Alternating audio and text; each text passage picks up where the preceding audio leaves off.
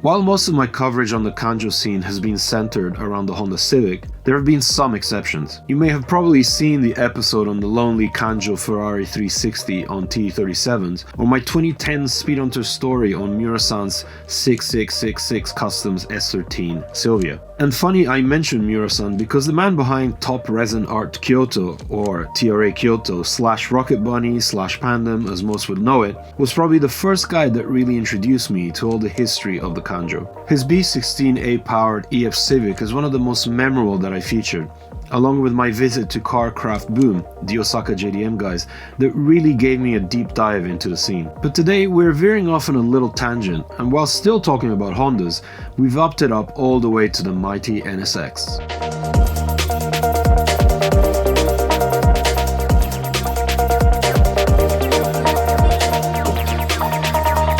Hey, welcome to a new video. It's quite late on a Friday night. We are in the port area of Osaka.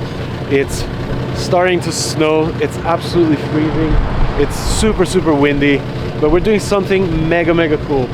We are meeting up with some OG Kanjo racers here tonight.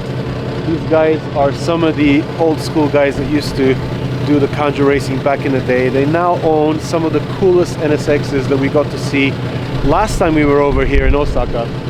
We're out here tonight to feature some of the craziest, most highly tuned NSXs I've ever come across in Japan. These are the real deal. These are the cars that you dream about, like built for street racing, used very much in anger. Let's check out what has shown up. So if you recall, when we did Osaka back last year, there were a few NSXs at the meet that we went to that really caught my attention, and I said back then that I really wanted to feature them, and these are exactly those cars. Hopefully more will join. This is an NSX-R, highly modified, absolutely sick. This thing has a really aggressive idle from Team Late Riser. This is as OG Osaka Kanjo race as you get. Man, this is so sick. What a lineup of cars. A massive thank you to the owners for coming out on such a cold Friday night. I think Kansai really still has the best tuning culture out of the whole of Japan. People are able to get away with so much extra tuning and, suspicious driving. It's pretty much like it was back in the day. We don't have the privilege of doing this kind of stuff in Tokyo anymore. So it's extra special when we're able to come down to Kansai and meet with guys like this.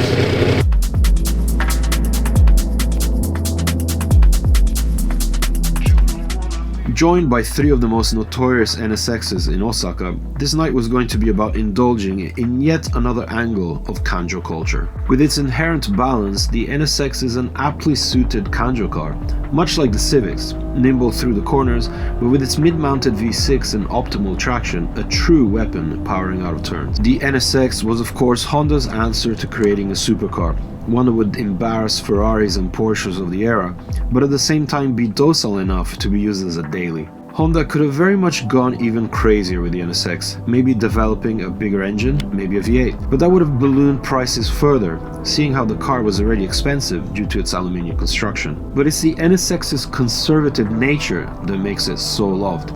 It punches above its weight class thanks to meticulous Japanese engineering. It's pretty much handling and driving pleasure over everything when it comes to the NSX, and for a car signed off by Ayrton Senna, who could possibly argue with that?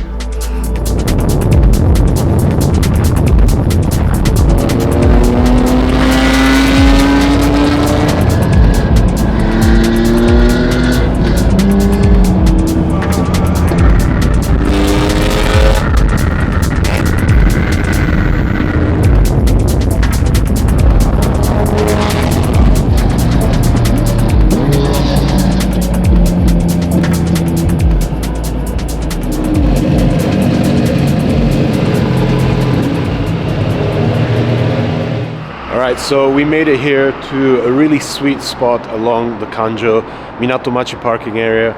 Lined up all three cars together, and we're going to spend a little bit of time going over each one and then have a chat to the owners.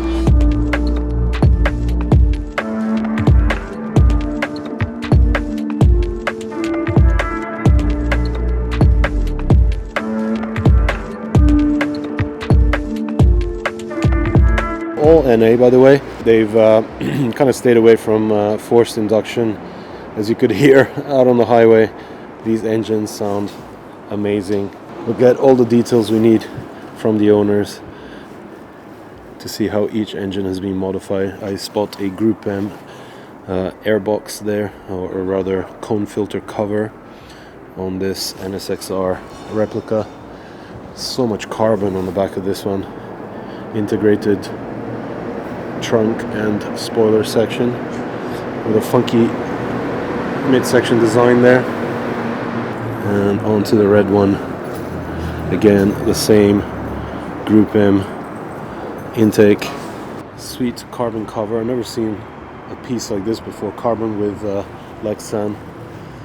And this one's gone for some red carbon goodies to kind of keep the whole carbon theme. In the meantime, Euro R comes in. How cool is that? I just love how Osaka is all about Hondas. This is konnichiwa. Sitting on old school T37s.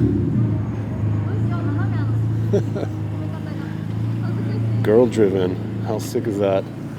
Just look at this lineup. My god. Continuing on the details of the exterior of each car, we saw how the red NSX had red carbon details. That stretches right up to the front with this carbon hood. Vented, of course, to get as much air out of the radiator up front.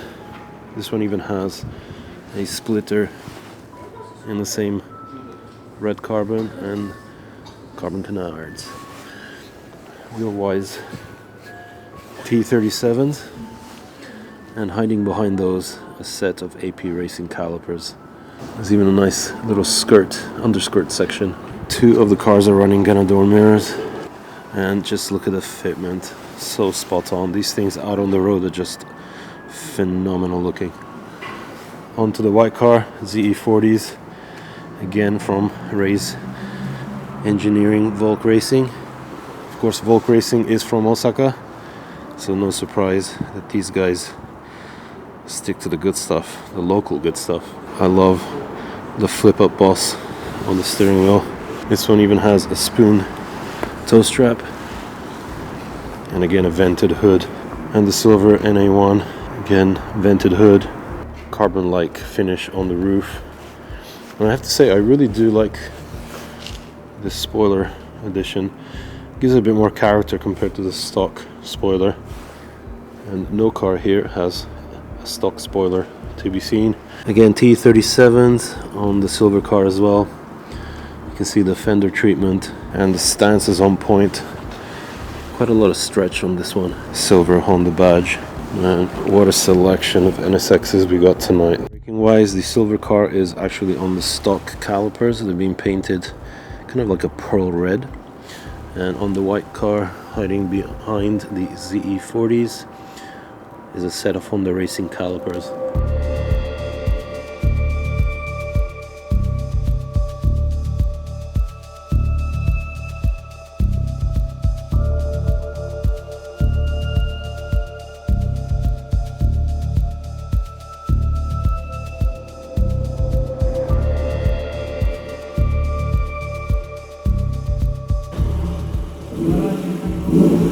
Alright, we're going to move the cars into another spot, which is super cool because you can actually see the Kanjo in the back.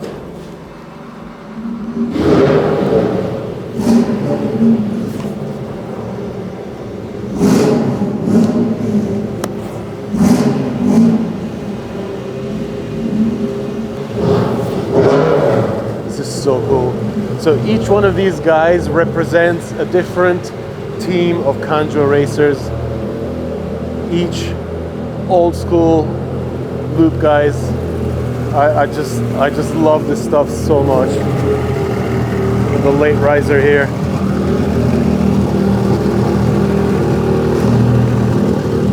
So this second location is pretty much right against the Kanjo. You can see that sloped highway behind us. It's a bit of a tight spot, but it makes sense once you see the cars lined up.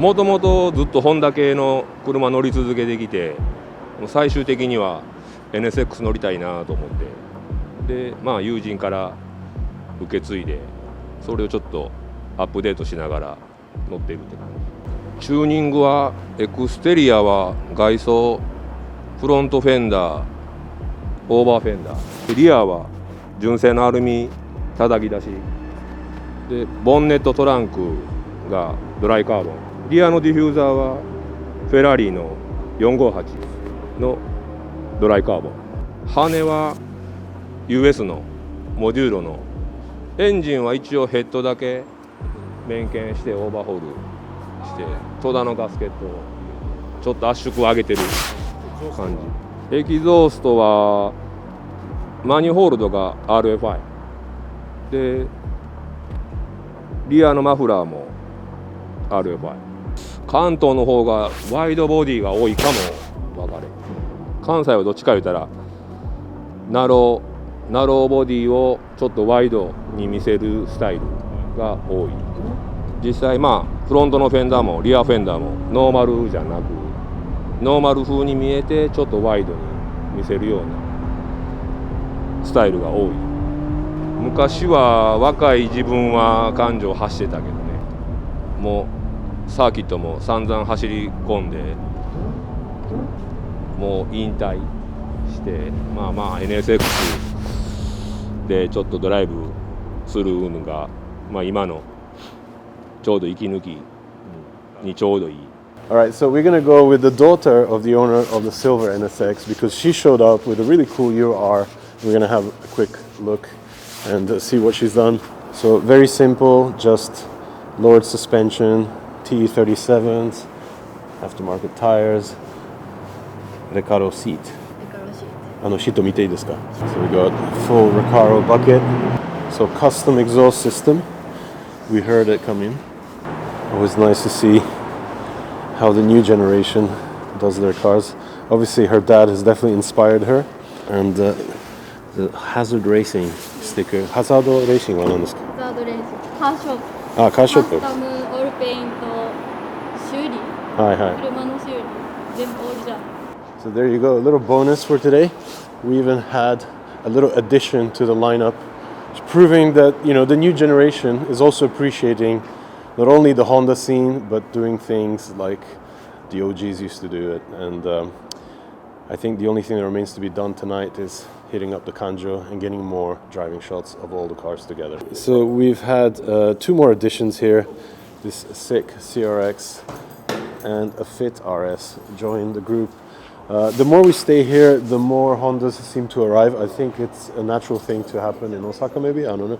But we'll definitely take a look at the CRX because it's looking pretty sick. The Reggae Master wheels. Okay, so we opened up the hood so you can see the B16A here.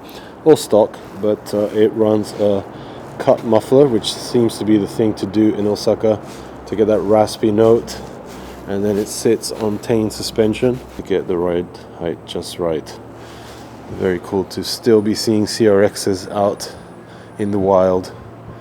These cars used to be such cool vehicles to have back in the day, and good to see that people still appreciate these. So a massive shout out to John here who helped arrange everything for tonight. Massive thank you, man. I really appreciate the help. If you guys are ever in Osaka, hit me up on Instagram, JapGoZoom, JAPGOZOOM. And if you need any cars or parts from Japan, let me know. He's the man. Peace. Thank you, dude. Thank you. Appreciate it. So we're off on the loop now. We are gonna end up in America Mura, which is exactly the end of where we did that huge meeting last year. Ended up in the middle of Osaka.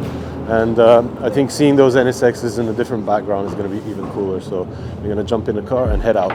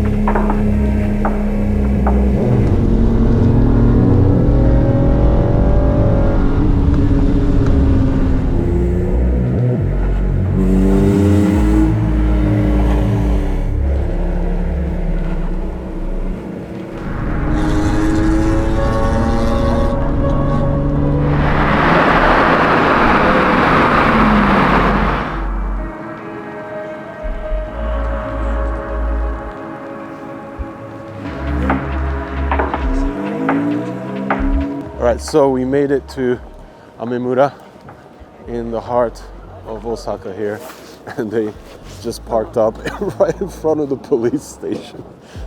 So sick. Massive thank you to these guys for coming out tonight and showing us why Osaka rocks. All right, so I really hope you guys enjoyed checking out these 3 NSXs out in the wild here. True Kanjo OGs showing us how it's done. Amazing night. Hope you enjoyed the video. We got a lot more coming from Osaka. Make sure you hit the subscribe button, hit the like button. Check out the merch on dinodc.co, and of course you can also support me on Patreon. It all helps me bring you more coverage from Japan of all the crazy car culture out here. Until the next video, thanks for checking in. See you soon.